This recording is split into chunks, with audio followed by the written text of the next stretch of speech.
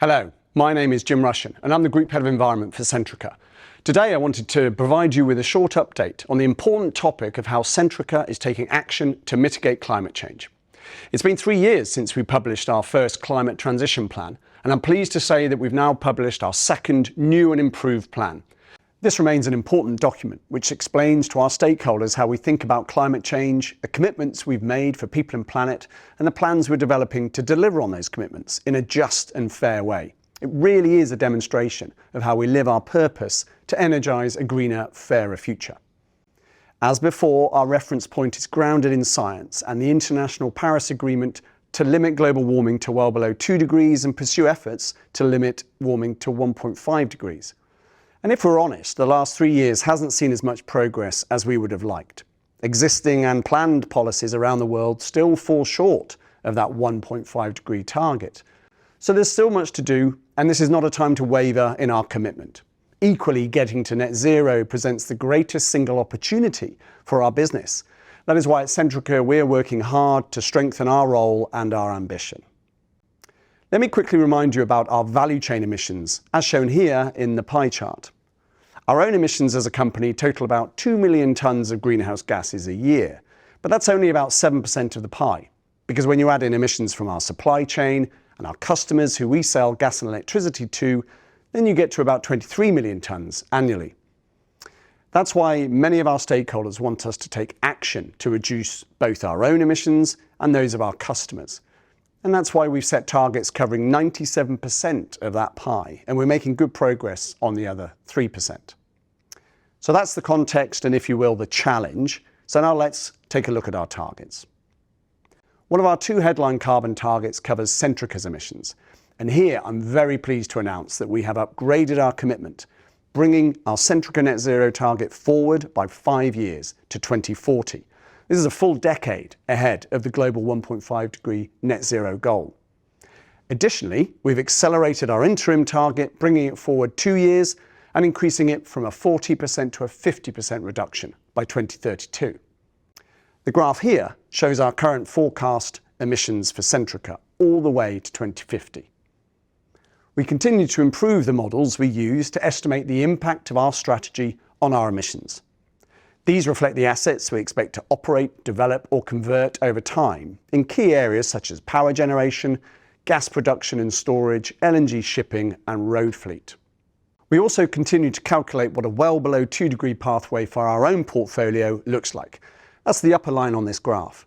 And what our 1.5 degree pathway looks like, shown by the lower line. This helps illustrate what we need to do as a company to deliver on those Paris goals. I'd like to offer 2 key takeaways. Firstly, you'll see that we plan to decarbonise Centrica significantly in the 2030s. And this picture's improved over the last 3 years, giving us the confidence to be bolder with our targets. The second point relates to the imperative to manage the trade-offs between the need to decarbonise, the need for a secure supply of energy, and the need for that energy to be affordable.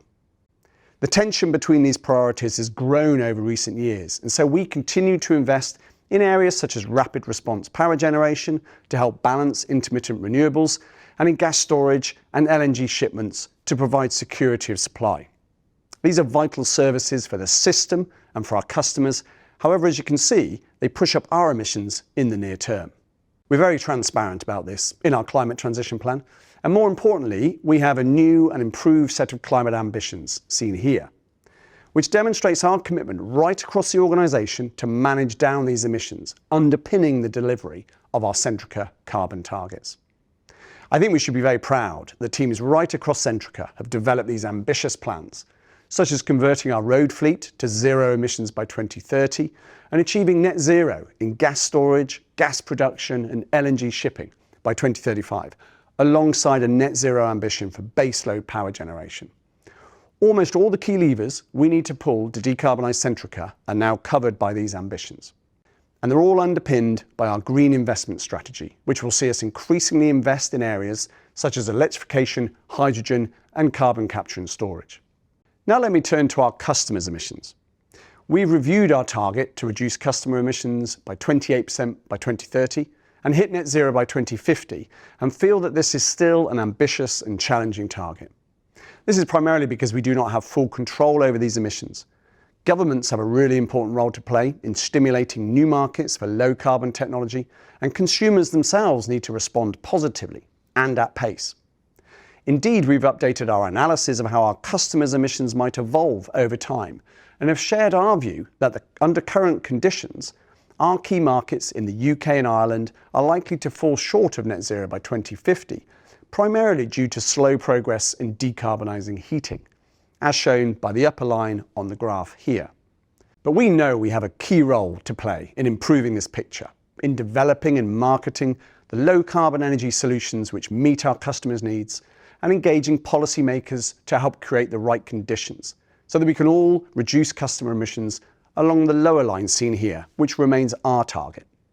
And again, we've announced a new and upgraded set of climate ambitions to reduce our customers' emissions. Drawing on the vision of the teams across the customer-facing businesses, we've established new ambitions such as growing the number of devices connected to our Hive platform, including EV chargers, solar, batteries and thermostats, alongside an upgraded smart meter ambition. We've refreshed our ambition for heat pump installations, whilst adding ambitions relating to green and flexible tariffs, such as peak save and the supply of clean electricity.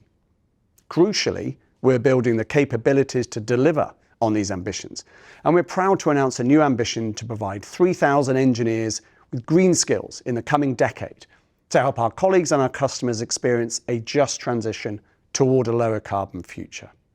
I hope you found that a useful update on the great progress we continue to make in driving the energy transition and how we're strengthening our ambition as we deliver on our purpose of energising a greener, fairer future.